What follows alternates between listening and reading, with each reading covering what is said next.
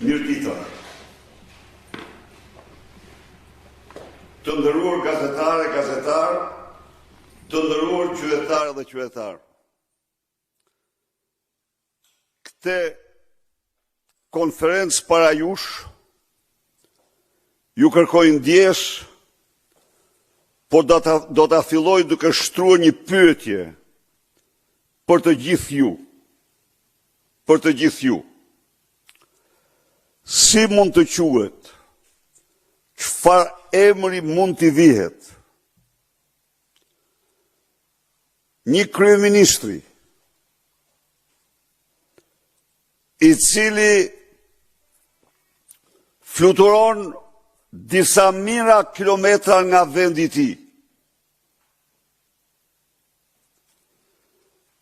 për të marrë pjesë në një summit ndërkombëtar të titulluar Samiti Global për Demokracinë në Barcelonë dhe mashtron qytetarët e vet, u thot se unë isha për një vizitë në Spanjë tek Pedro Sánchez dhe nuk thot një fjalë të vetme. Mban sekret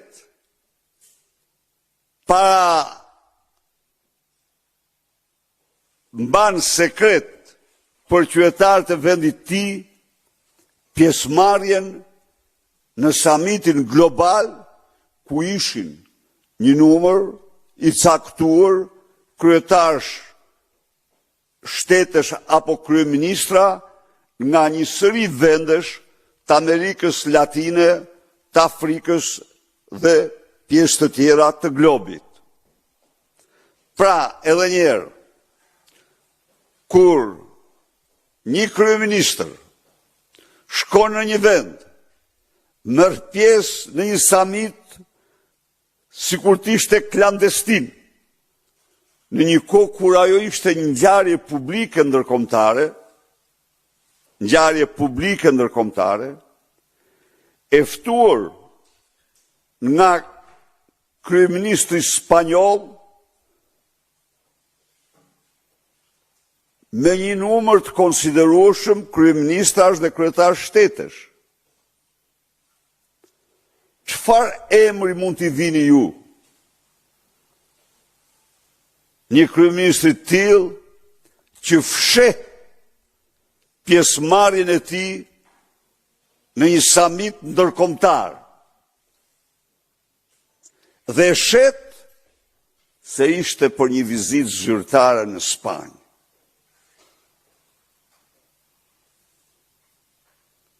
A mund ta quheni këtë një burrec, një langaraq, por mundet edhe një prostitut amorale politike. Pse kjo?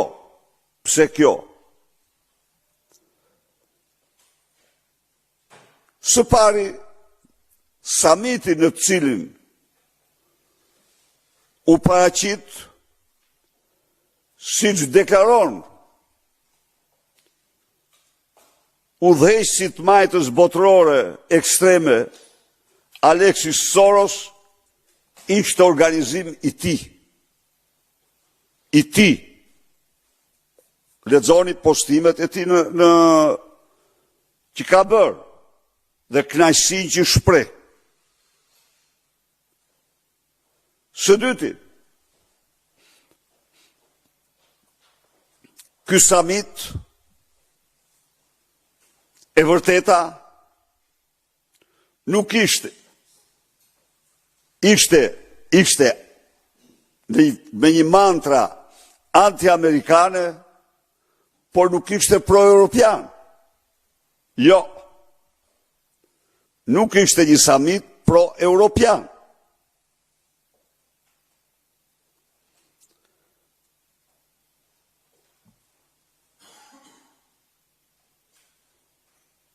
E fundit, si mund të fshehesh pjesëmarrje një samit të tillë?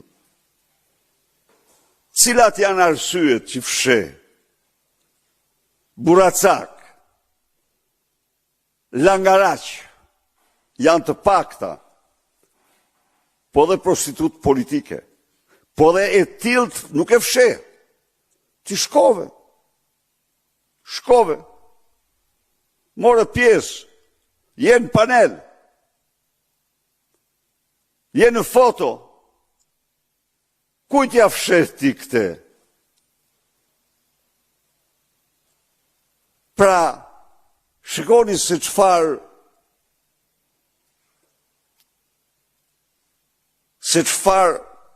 nuk e di cilën fjalë t'i them.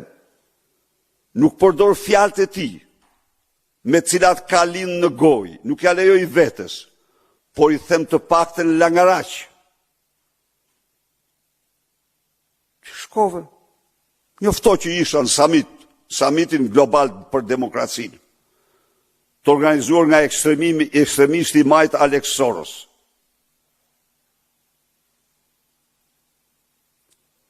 Mirë po,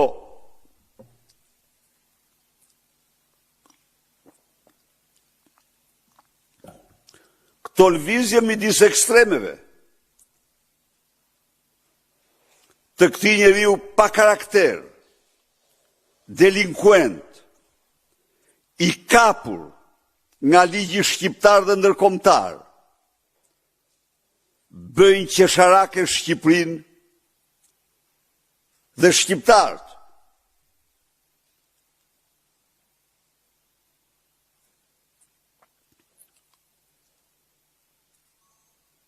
Ky mendon, çfarë tregon me këtë? Ky tregon me këtë se ky nuk ka interesa kombëtare. Shkove, pranove dhe u antarësove në bordin e paqes. Dhe për këtë shqiptarët meritojnë shpjegimin që vijon. Ne kemi miratuar këtë plotësisht, sepse po t'jetë çështja për çështje të sigurisë kombëtare, ne absolutisht pa asnjë ndyshje votojmë dhe jemi në anën e Shteteve të Bashkuara. Mos ketë iluzion këtu. Dakord. Po tani të shtyu, të shkosh tek ata të cilët kanë qëndrime të kristalta anti-amerikane. Dhe ato qëndrime i kanë për interesat vendeve të tyre, si gjykojnë ata. Kuj ke interesat ti? Ti s'ke interesa. Për vend, ti ke interesa vetë personale. Ti çdo lëvizje e bën për të shpëtuar kokën tënde. Kjo është fyrje, kjo është përçmim, kjo është turp. Po pse do publikoj Alexis Soros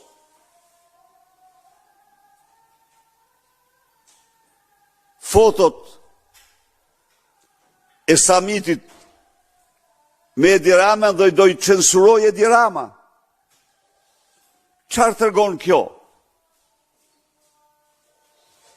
A nuk tregon kjo për njëri pa karakter, frigacak?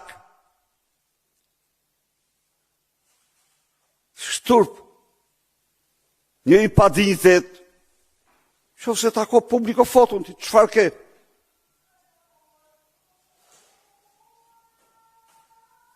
Do thoni ju, po çfarë? Jo, ka rëndësi shumë të madhe, sepse ai nuk e ka udhëtim privat atë. Aja ka udhëtim për faqësim të shtetit shqiptar. Dhe në atë samit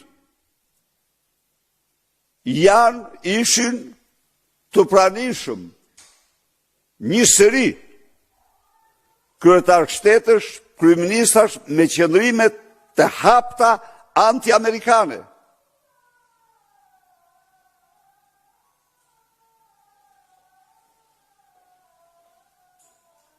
Çfarë shtyn, çfarë interesi ka Shqipëria aty? Asnjë interes. Janë vetëm interesat personale të Edi Ramës.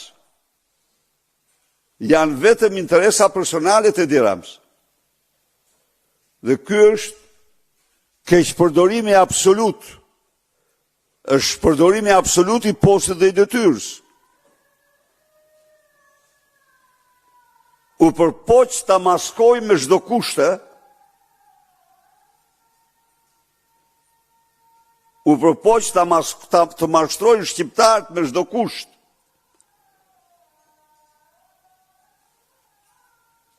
Ju e pat vetë.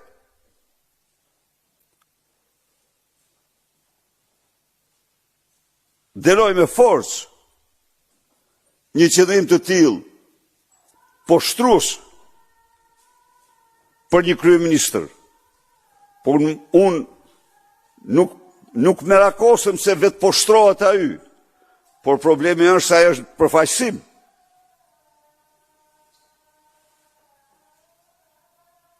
S'ka ndodhur kur, s'mund të ndodhë. Të shkoj kryeministri në Sami dhe ta fsheh. Sigurisht të takim klandestin, ndërkohë që ato ipin gjithë vetjat e botës.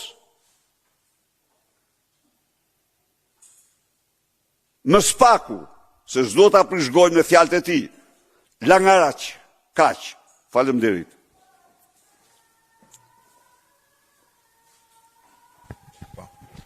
Zoti Berisha, Mariglen Kume nga MCNTV. Ditën e djeshme nën kryetari i grupit parlamentar të Partisë Demokratike, zoti Belind Kolliçi, ka bërë një denoncim në rrjetet sociale, në të cilin sipas dokumenteve të shtetit gjerman dhe dokumenteve të tjera të cilat kishte, evidentohen lidhje të pronar, pra të Jet Bank në Shqipëri, të bankës së parë online, me pronarin e Forexit të dënuar me 4 vite burg në Austri për mashtrim me call centerat. Në këtë kuadër ngri edhe pikpyetja në lidhje me cilësinë e verifikimit të bërë nga Banka e Shqipërisë sa i përket licencimit të Jet Bank. A do të kërkojnë Partia Demokratike interpelancë apo të thrasë në komisionet parlamentare Bankën e Shqipërisë në lidhje me këtë proces? Çfarë hapash do ndërmerrni? Faleminderit për pyetjen shumë të rëndësishme. Historia e bankës digjitale është një histori disa vjeçare, të cilën me të drejtë Banka e Shqipërisë ka kundërshtuar. Tani,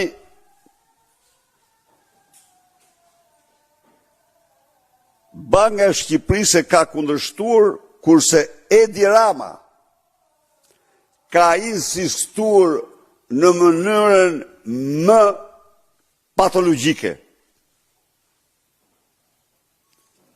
Në këtë kontekst, në qoftë se mund t'i vije një emër kësaj banke, në këtë kontekst, kjo është banka e familjes Rama. Prit, të lutem. Historiku është kjo.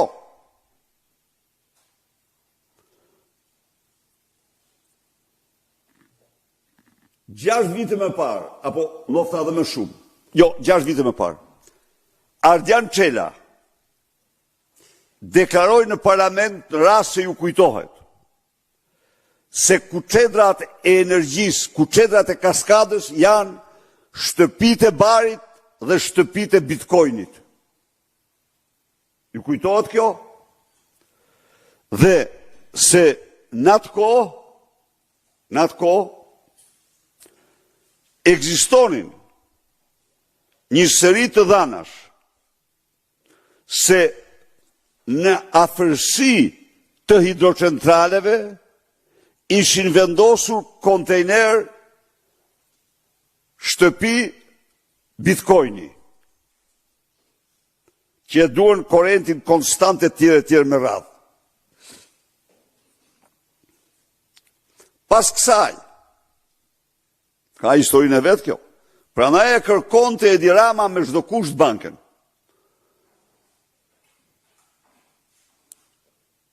Arman Josifi, ortak me Olsi Ramën, siç e dini publikisht, në Pegasus,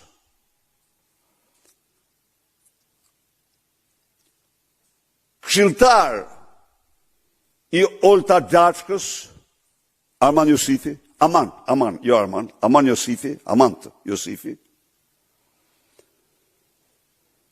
me shpejtësi të madhe rriti rrjetin e call centerave. Çfarë ndodhi në atë kohë? E ndiqja.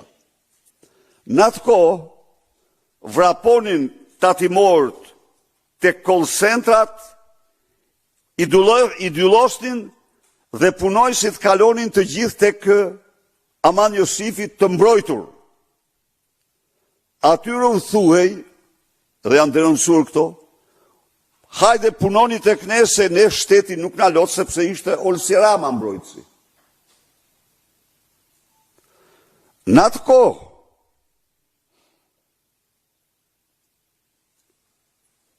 mashtrimi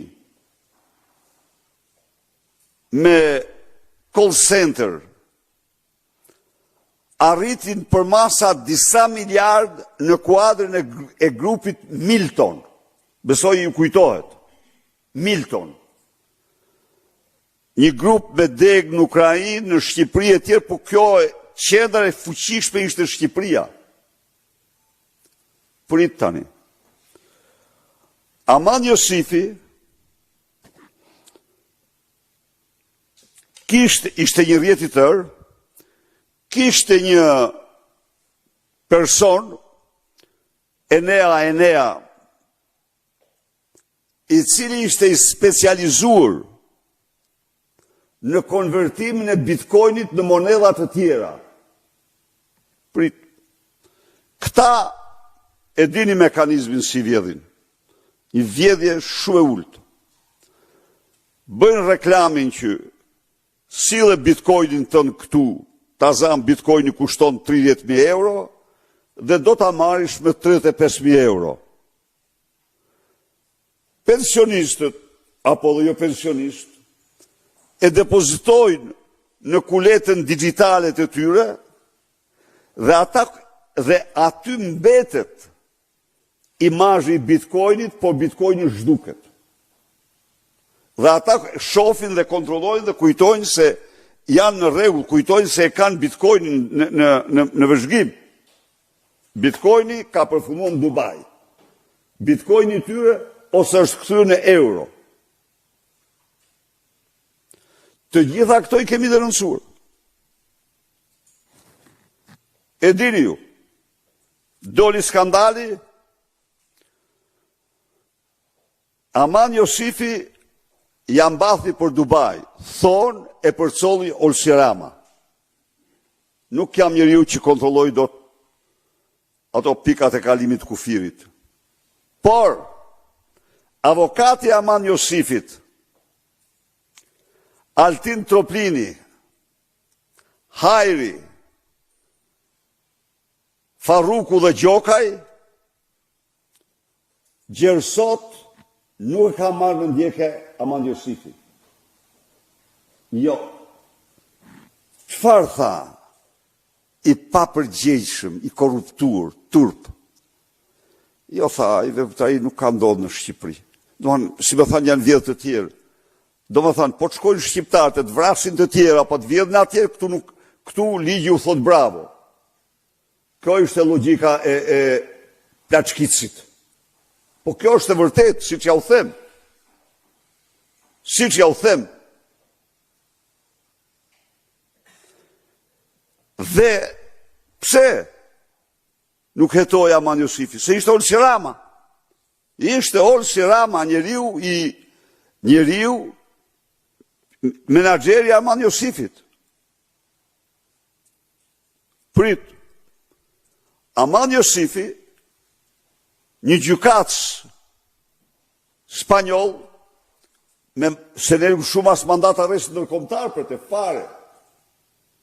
fare. Lëshon mandat arresti ndërkombëtar dhe gjitën në Dubai dhe arrestohet në Dubai. Përsëri Altin Troplini thot, jo ne nuk kemi jetim, do ta bëj autoritetet spanjolle. Kishte krye veprimtari kriminale miliarda euro dhe ky deklaronte se nuk do ta hetonte.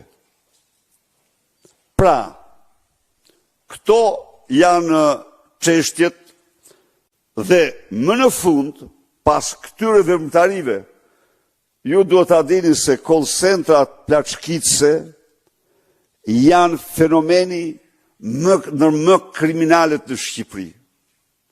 24 orë mbi 24 orë. Qindra e qendra plaçkitse. Qendra plaçkitse.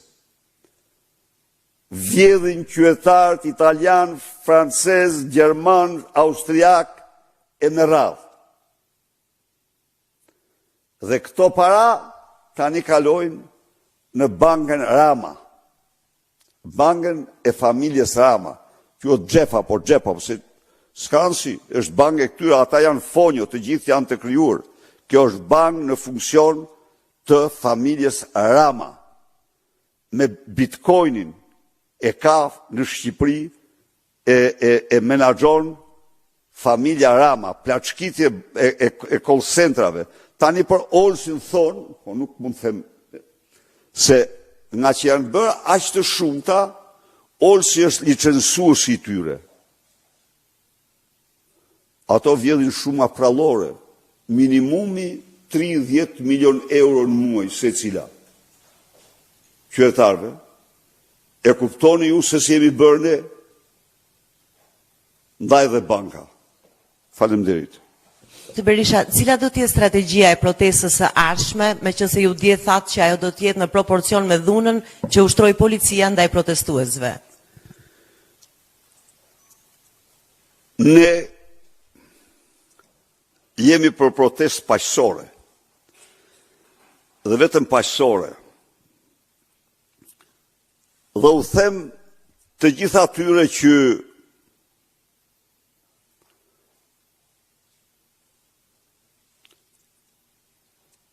në mbrojtjet e Edi Ramës kundërshtojnë protestat tona, se gjërë sot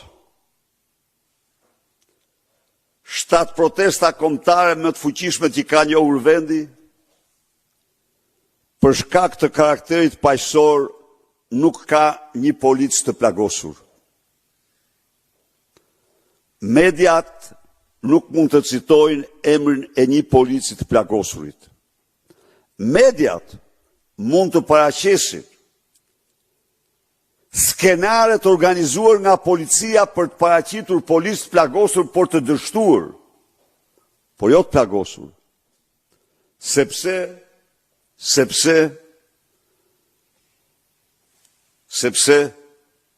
është protestë paqësore. Kjo është shkaku. Tani, protestë e fundit janë përdor helme me rrezik të lartë. Janë përdor granata siç i pat, janë përdor pluma gome, janë përdor vërbues ariu dhe helme tjera toksike. Janë hedhur nga taracat shishe molotov në mes të protestuesve. Janë hedhur nga taracat me dishmitar, të gjitha këto. Herë e fundit, Skënder Balluku, një mercenar krimi,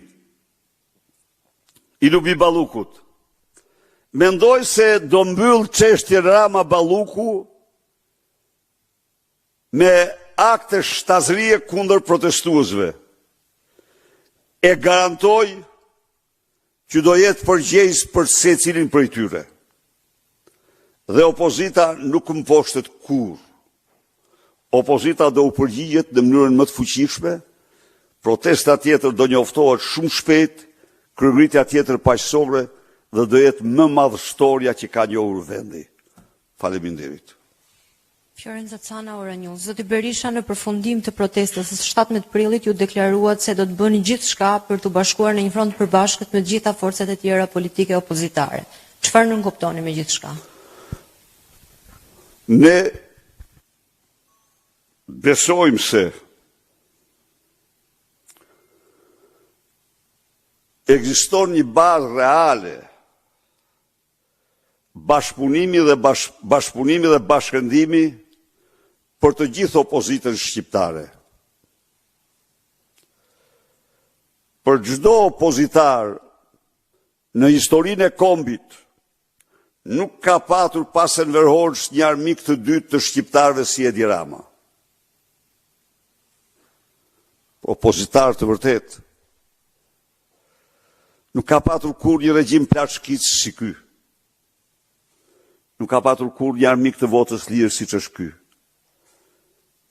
Nuk ka patur kur një qeveri të lidhur kokë këm me krimin drogën. Dhe në këtë kuadër të krahasosh të pakrahasueshmet, të krahasosh qeverinë apo liderin apo kryeministrin me opozitën dhe liderin e saj, më spaku je një viktime mjere propagandës, për ndryshe je një shërbëtor i pashpresë i qeverisë. E them këtë sot sepse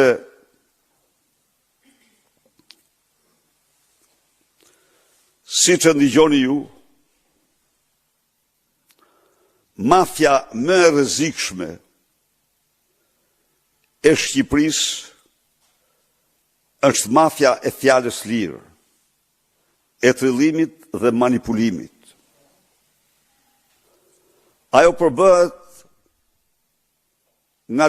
nga disa element mafioz të blerë nga qeveria, nga disa mercenar të fjalës lirë të tipit Stanishaq, Baton, që pasi ka mbrojtur për 12 vite, pasi ka mashtruar shqiptar, po s'është i vetëm, janë disa. Kot nuk është i vetëm ky. Tani gjenë si mburojt krahasojnë të pakrahasueshmet. Krahasojnë qeverinë me opozitën që lufton çdo ditë kundër saj. Sulmojnë protestën e opozitës sepse u shqehen si zhaba me paratë e taks paguesve shqiptar. Pra, në këto rrethana, uroj që asnjë opozitar të mos bjeri viktime kësaj propagande, por të gjej kurajon frymën e bashkimit dhe të bashkëpunimit. Qëllimi ynë më i parë dhe më kryesor si opozit duhet të jetë të garantojmë shqiptarëve zgjedhje të lira dhe të ndershme. Dhe me Edi Ramën, vetëm puthadorët e Edi Ramës mund të imagjinojnë një gjë të tillë. Ne, po në fushën në zgjedhje, kemi ofruar listën e hapur proporcionale të pastër kombëtare, me një prag të përcaktuar nga, jo nga ne, si Parti Demokratike, por nga parti tjetër. Në sistemin zgjedhor, pra, me qëllimin më të mirë për një bashkim të opozitës, gjykoj se kemi bërë lëshimin maksimal dhe të drejtë. Pse? sepse ky bashkim duhet jetë mbi bazën e kontributeve reale të secilës parti. Dhe kjo shumë shpejt do konkretizohet. Ky propozim i tyre është shqyrtuar nga koalicioni ynë, dhe është pranuar nga koalicioni ynë. Urojmë që çdo forcë politike opozitare, e cila gjen aty absolutisht të ndershme dhe të drejtën, bashkimin mbi bazën e kontributit real, të bashkohemi, të krijojmë një front të gjerë të përbashkët kundër kësaj qeverie për të kthyer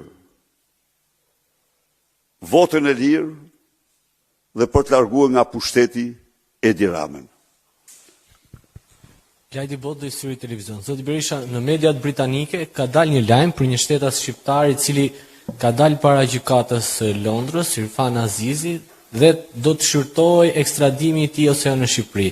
Gjatë pretendimit e tij ai është shprehur se në Shqipëri rrezikohet jeta, pasi grupi kriminal sipas tij që nëse ai do të vinte në Shqipëri do të vriste atë pasi kishte lidhje të ngushta me kryeministin dhe kishte kryer edhe disa vrasje me porosi të kryeministit të Shqipërisë. A keni ju një koment apo një informacion në lidhje me këtë lajm? Informacion konkret për këtë rast nuk kam. Koment kam. Koment kam të plot. Është e dokumentuar me dokumenta zyrtare në dosjet e skapit të partisë. Me dokumenta zyrtare se Tauland Balla ka bërë ndërlidhjen direkte për probleme elektorale midis kartelit Çela dhe Edi Rams. Është e faktuar në mënyrë zyrtare me dokumenta zyrtare me regjistrime se Tauland Balla ka porositur vrasje. Dhe këto dokumenta, këto regjistrime janë djegur me proces verbal i cili është publikuar në media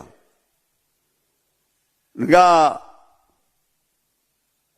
gjykatësja Vyshka, në mos gaboj, dhe një prokuror tjetër. Është e dokumentuar fakti se Tauland Balla është nisur me urdhër të Suel Çels me prokurorin Vath Staka në Shkodër për të liruar terroristët që i vendosen Tritonin ndërshal Lulzim Kullës. Është e vërtetuar me dokumenta zyrtare se Tauland Balla, ministër, kërkonte autoriteteve gjyqësore të Elbasanit që të rikthenin dosjen e Toyota Yaris makinave, tani jo parave, se paravet i kishin zgjidh, por tani makinat duhet të riktheheshin kartelit, sillni tek policia që t'i nxjerrim jashtë afateve ligjore të rikthehen. Nuk ka një dytë pas Edi Rams më të inkriminuar në Shqipëri se Tauland Balla. Unë nuk e njoh atë personin që ka bërë këtë deklarat në gjykatat e Londrës, por e vërteta është kjo që them për Tauland Balla dhe gjithë këto dokumenta janë në këtë dhe unë i kam paraqitur. Dhe këta janë famëzi, urdhoni. Kryetari i grupit parlamentar të Partisë Krimit rezulton është polivalent. Ky është një rast tjetër ky që del tani në Londër për te. Faleminderit.